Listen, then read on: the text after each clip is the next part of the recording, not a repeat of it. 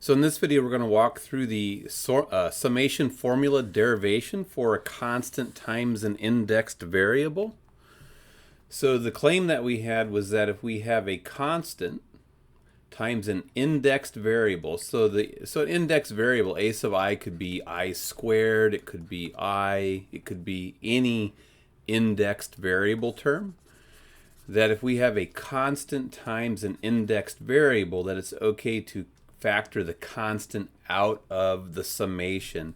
And this is really going to come straight from the distributive property of multiplication over addition. So if we look at the summation, say we have the summation from I equal 1 to n of a constant, any constant times any indexed variable.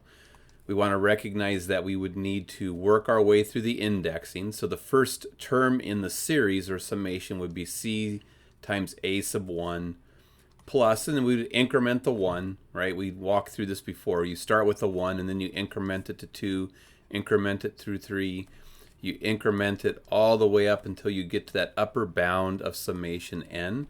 So we would get c times a sub 1 plus c times a sub 2 plus c times a sub 3 plus, and we would walk through and sum all of the terms all the way up to the nth term. So we'd have c times a sub n. There's n terms there. Remember, there's n plus 1 minus the lower bound of summation. So n plus 1 minus 1 is n terms in this summation, although we don't need to know that in this particular case. The key is that we want to recognize that the constant c was involved in each of the terms in the summation, which means the distributive law can be used to factor that c out of the n terms, which would leave behind a sub 1 plus a sub 2 plus a sub 3 plus ... plus all the way out through the a sub n term.